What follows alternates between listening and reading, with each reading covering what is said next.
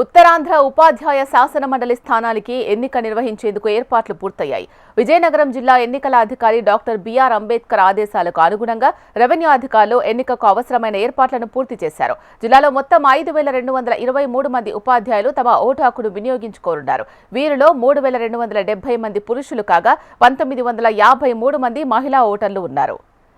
జిల్లాలో మొత్తం 29 పోలింగ్ కేంద్రాలు ఏర్పాటు చేశారు. జిల్లాలో ఓటర్ల సంఖ్య 2,166గా ఉండగా మహారాజా ప్రభుత్వ సంగీత నృత్య కాలేజీలో 3 పోలింగ్ కేంద్రాలు ఏర్పాటు చేశారు. మిగిలిన అన్ని మండల కేంద్రాల్లో కూడా ఒక్కో పోలింగ్ కేంద్రాన్ని ఏర్పాటు చేశారు అధికారులు. అన్ని కేంద్రాల దగ్గర ఎన్నికల కమిషన్ నిబంధనలకు అనుగుణంగా మౌలిక సదుపాయాలను ఏర్పాటు చేశారు.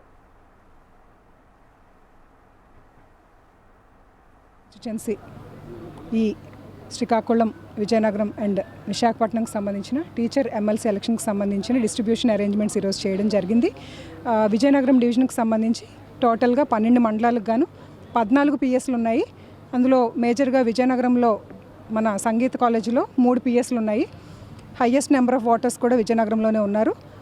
సో దానికి సంబంధించిన 4 రూట్లకి 4 సెక్టర్ ఆఫీసర్స్ని, అదేవిధంగా రూట్ ఆఫీసర్స్ని, అదేవిధంగా 4 పిఎస్లకి సంబంధించి ఒక్కొక్క పిఎస్కి 5 చొప్పున పోలింగ్ పార్టీస్ని అన్నిటినీ కూడా కన్సర్న్ రూట్ బస్సెస్లో ఇప్పుడే వాళ్ళు మెటీరియల్తో సహా రూట్ ఆఫీసర్స్ అందరూ కూడా కన్సర్న్ రూట్ బస్సెస్లో బయలుదేరున్నారు. సో వీరందరూ పోలింగ్ కేంద్రాలకి చేరిన తర్వాత అక్కడ అరేంజ్మెంట్స్ కూడా మా కన్సర్న్ రెవెన్యూ డిపార్ట్మెంట్ వారు, అదేవిధంగా బందోబస్తు ఏర్పాట్లన్నీ కూడా పోలీస్ డిపార్ట్మెంట్ వారు దగ్గరుండి చూసుకోవడం జరుగుతుంది.